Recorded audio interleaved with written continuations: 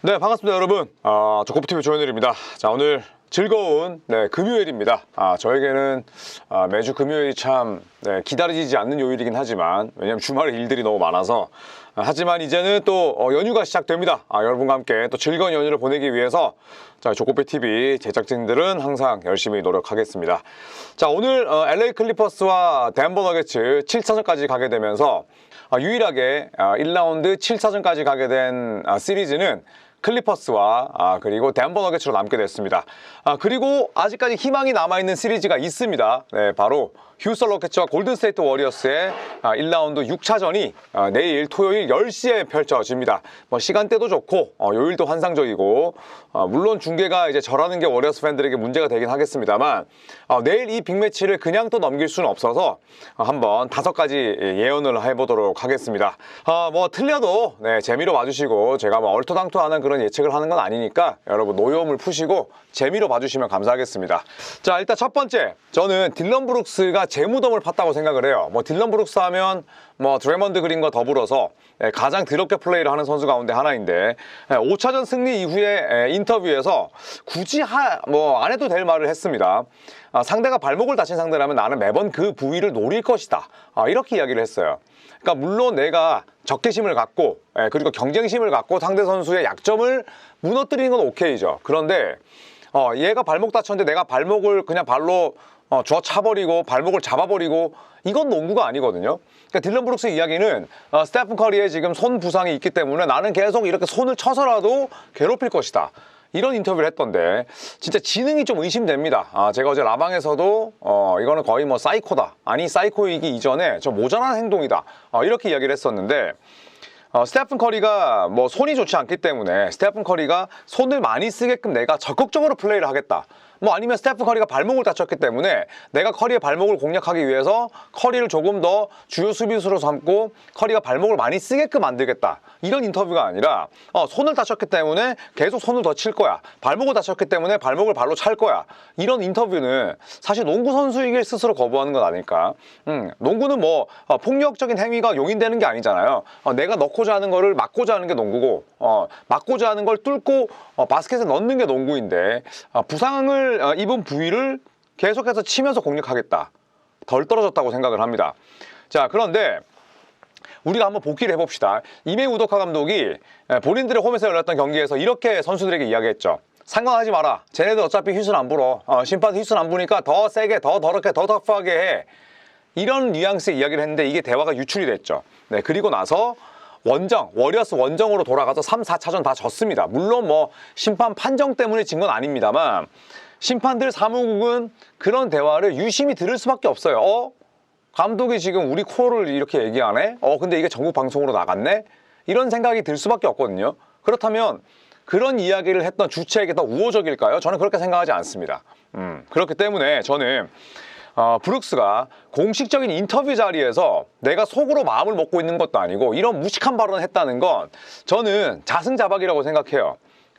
그리고 딜런 브룩스가 저희가 영상에도 나오지만 스테픈 커리에게 계속 더러운 플레이를 많이 했어요. 그게 뭐냐면 스테픈 커리의 부위를 계속해서 노린 그 장면을 이미 실천하고 있었다는 겁니다.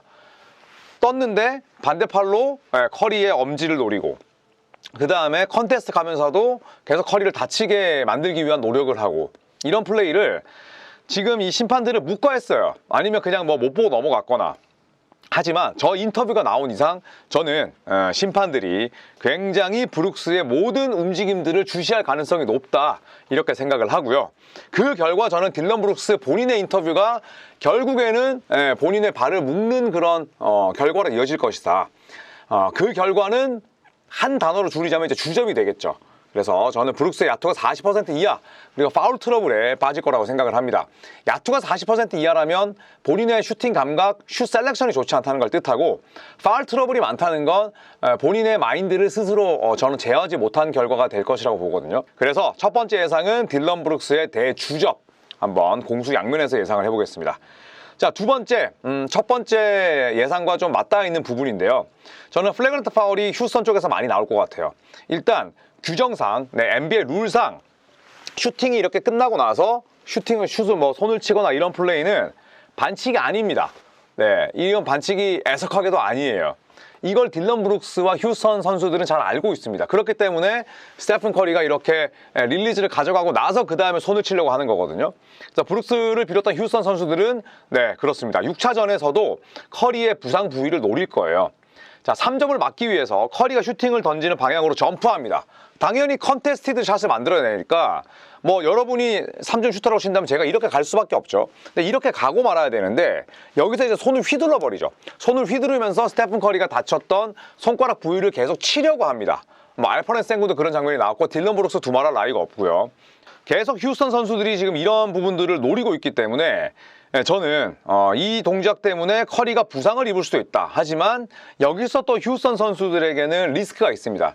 내가 무리하게 컨테스트를 가하고 그 다음에 커리의 손을 완전 아작내버려야지 이런 생각을 하다 보면 지난 5차전에서 초반에 불리지 않았던 그런 3점 파울, 언더컷, 착지 지점을 완전히 침범하는 그런 장면들이 나올 거예요. 거기다가 골든스테이트 홈입니다. 여기에 딜런 브룩스가 쓸데없는 말로 장작을 집어넣었죠. 자자 파출리아 룰로 도리어 저는 플래그런트 파울을 부과받을 것이다. 이렇게 릴리즈가 끝나고 나서 손 치는 건 파울이 아니기 때문에 대신에 하체 쪽 접촉이 일어날 거고 그렇다면 공교롭게도 골든스테이트 워리어스의 우승을 이끌었던 자자 파출리아 때문에 생긴 이 룰을 적용받아서 저는 휴스턴 선수들이 3점 슈팅 과정에서 플래그런트 파울 부과받을 것이다 라고 한번 예상을 해보겠습니다.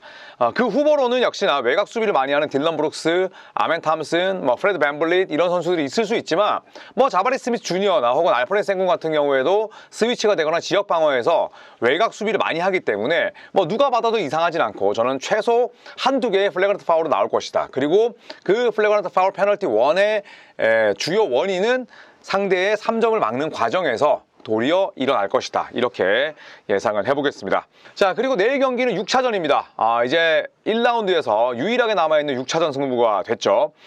주요 선수들의 플레이오프 6차전 성적을 한번 살펴봤어요. 지금 댈러스로 떠난 이 클레이 탐슨 같은 경우에 클레이 6라는 별명이 있었잖아요. 6차전에 항상 강했기 때문에 항상 6차전에 클레이 탐슨의 샷이 폭발했고 팀을 승리로 이끄는 경우가 많았습니다. 그래서 제가 스탯 뮤즈에 들어가서 주요 선수들의 플레이오프 6차전 성적을 한번 살펴봤어요. 자, 스테픈 커리는 15게임이나 6차전을 치렀습니다.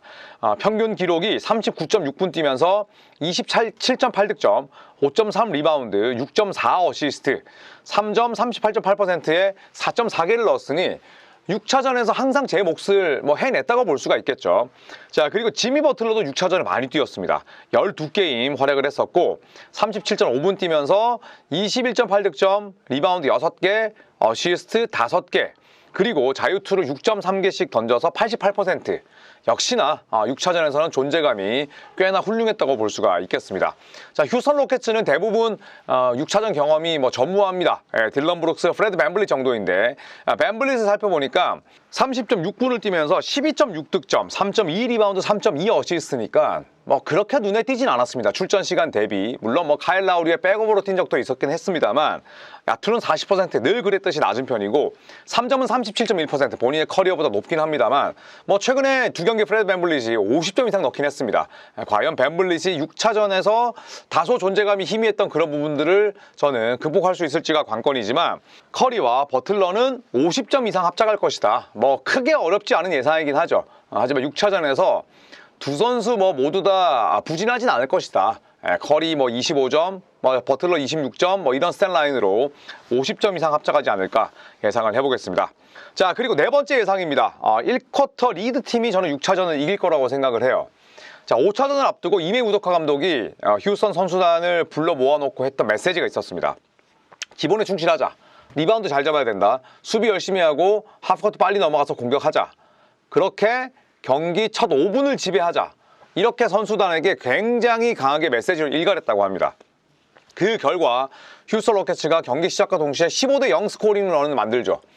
5대8로 밀리고 있었는데 결국 20대8을 만들었어요. 이메 우도카 감독이 이야기했던 그 부분을 충실하게 지켜냈기 때문입니다. 수비, 리바운드, 실책 없는 것, 그 다음에 자유투 얻어내기. 자, 이런 부분들 덕분에 1쿼터를 휴스턴 로켓츠가 40대24로 리드했어요. 어마어마한 리드폭을 잡은 거죠. 자, 그리고 나서 5차전 종료 후에 스테픈 커리가 무슨 인터뷰를 했냐면 우리가 경기 초반부터 너무 상대에게 흐름을 내줬다. 반칙도 너무 많았다. 이런 이야기를 했었고, 스티브 커 감독도 비슷한 얘기를 했었죠. 우리가 첫 2분 동안 파울 3개 하고 상대는 1쿼터에 자유투 13개 다 넣었다. 거기서 끝났다. 이런 이야기를 했습니다. 자, 골든스테이트의 뭐 노련미, 네, 그리고 버틀러가 우승 반지가 없긴 합니다만 버틀러 같은 베테랑들, 뭐 드레먼드 그린, 스테픈 커리는 두말할 나위가 없고 스티브 커 감독 마찬가지고요. 당연히 이런 상황에서 경기 초반 출발이 얼마나 중요한지는 뭐 누구보다 잘 알고 있겠죠. 저는 노련한 골든스테이트가 이제 본인들의 홈으로 돌아왔기 때문에 홈에서 2경기 연속 안일한 출발은 하지 않을 것이다. 고로 저는 6차전 1쿼터 승자는 골든스테이트가 될 것이다. 지난 경기에서는 1쿼터 16점 차 열세였지만 6차전은 아닐 것이다. 5차전에 너무나 현저히 아무것도 하지 못한 채 1쿼터를 끝냈고 그 이후에 가비지 게임이었기 때문에 저는 워리어스가 완전히 반전을 이룰 것이다. 이렇게 예상을 하겠습니다. 자, 고로 마지막 예상, 네, 7차전은 없다.